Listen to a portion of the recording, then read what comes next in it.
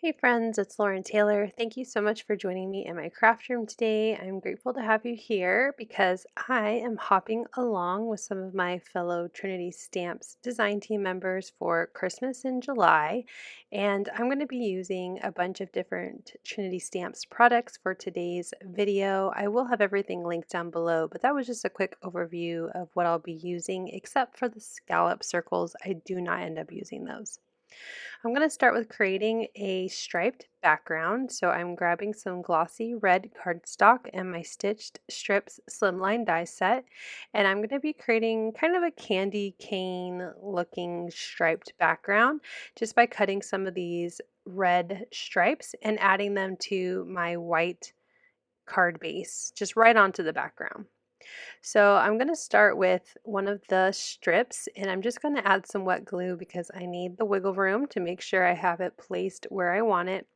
And I'm centering my card base to my grid and I'm lining up the top of the left to one of my grid lines, and then the same distance on the other side, the top right, I'm gluing down that stripe. And that's just how I'm starting my first one. You can do this however you'd like. Then I'm going to take some different size strips. I have a smaller one here and I'm going to glue that just below that larger strip. Again, using wet glue to make sure I have some time to make sure my strip is exactly where I want it. And then I'm going to start my next strip design. So I do a lot of these, kind of a larger strip with a smaller one right next to it. And then I did 3 smaller ones together. You can kind of see how it's looking here. There really was no rhyme or reason, but I did create a pattern as I was placing the strips onto my card base. Once they were all in place and the adhesive was dry, I went ahead and just trimmed off all of the excess strips that were hanging off the sides of my card base. And now my card base is ready to go with a background that I made myself to kind of give, like I said, a candy cane feel. I really like it and I love the glossy cardstock. It just adds a little bit of that subtle shine. Next, I'm going to move on to stamping. I'm going to use my Misty because normally when I stamp images that I'm going to color, I like to stamp them twice to make sure there's a really nice crisp image. And I'm using Merry and Bright as a 3x4 stamp set, as well as my Ink on 3 blackout ink. And once I have a good impression, I'm going to go ahead and grab some Oh Hoo Hoo Honolulu art markers. I like to use Honolulu bees because they have a brush and a nib, and I'm going to color in my images. So for the gold, I'm starting with YR2, and then I have YR33, and my lightest tone is going to be Y3. Now there is kind of a big difference between these colors, but I really wanted it to look kind of like a shiny gold, so that's why I have more of a yellow red darker tones. For the reds, I'm using R180 as the darkest, followed by R150, and then R3, no, R1. R1 will be my lightest tone. So for the candy canes, I'm just using 2. So I use that darker R180 and the mid-tone R150 to color in those small little red spots. But for the ribbon, I do bring in the lightest tone, which, like I said, is R1 to completely cover all of the ribbon on my Christmas tree. For the green part of my tree, I'm using G390 as the darkest tone, and I do like to outline and kind of follow the stamp as it's stamped. Like, I don't really add a lot of more shadow or anything. I'm just following the lines. And then I'm bringing in G490 as my midtone, and then finally G440 as my lightest. And I completely cover everything with this lightest color, so it blends all of the areas that I've laid down with the darker tones together with the lightest areas of my tree. For the tree trunk, I'm using BR1 as the dark tone, BR2 as the mid-tone, and BR3 as the light tone. These are pretty easy. They're nice and 1, 2, 3 for these colors. And then for the merry and bright words, I wanted to create an ombre look from red to white. So I'm going to use those same colors that I used for my ribbon. So R1, 80 as the darkest, followed by R150 and R1. And I'm just adding just a little bit of color on the bottom of each of these letters. Now to add in a little bit lighter, I'm going to bring in R9 as the next color and followed by R29. And I'm going to color the whole what I've laid down so far with this R29 as a way to really kind of just start making sure that all these colors blend really well together. And then finally, I'll bring in my colorless blender just to really kind of fade it into the white part of these letters. And I really liked how this turned out. I think this was a good color combination. Once all of my images were colored, I'm going to use the coordinating die set to cut out all of my images. I'm using some repositionable mint tape to just help make sure my dies stay in place while I run it through my die cut machine. And then I will have my tree cut out and my two little peppermints, so the one by itself and then the two that create a cute little heart.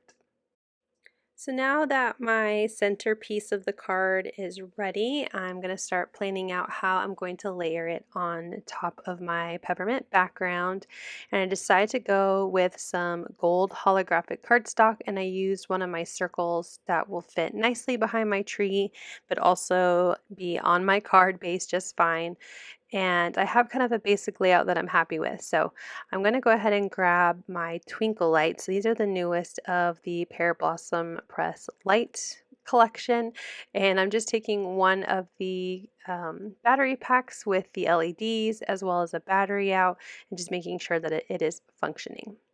So at first I was thinking that I would have my ornaments or maybe my star light up, but there were a lot more than three, and I only have three LEDs to work with the Easy Light, the Twinkle Lights. So I decided that maybe I will punch some holes. I'll do three different holes on my tree, and then I'll use some of these embellishments. These are the alabaster trinkets. It's a multi-shaped rhinestone embellishment mix from Trinity Stamps. And I thought I would use some of the circular rhinestones as my lights on the tree. So I used a pencil to kind of figure out where I'm going to create my little poked holes where I've laid down kind of a dry run of those embellishments. And then I'm using my poker tool here to poke a hole through my image right where I made those pencil marks. And I just have kind of a thick pad that I'm using to do my punctures. And then I am realizing that I need to also poke holes through the gold metallic cardstock I have here, so I can do all of my lights behind that gold circle to give me some more space to make sure I have plenty of room for my battery pack and my LED wires. So I know I'm going to stamp push on the tree trunk of my image here from Trinity Stamps, but I need to know where that button is going to go on the back side of that circle. So I just grabbed a Sharpie real quick just to make, a little mark. It's not going to be visible on either side. And so now I have kind of where everything needs to go. So I have the openings and I'm pressing the LED inside of the opening and just using some Scotch tape to keep that LED in place. I do wish here that I would have glued on my tree first, but I do forget to stamp my push sentiment until I'm adding glue. So I guess it kind of worked out. So I wasn't trying to stamp on top of a battery pack. You'll see when I get there. But I will say lining up the holes was not super fun when I was trying to glue the tree onto the gold, but it works out just fine. So I have all of my LEDs poking out through the holes of my gold circle, and I have tape in place to keep them inside of the holes. And I applied some double-sided adhesive to the battery pack so it would stick behind the gold circle. And then I'm just wrapping up the rest of my LED wires and using more tape to keep those in place and secure behind the gold cardstock. So now I can glue my tree onto the gold circle, but first, before you do that, you want to make sure that you stamp push from the Paper Crafting Magic stamp set before you add glue.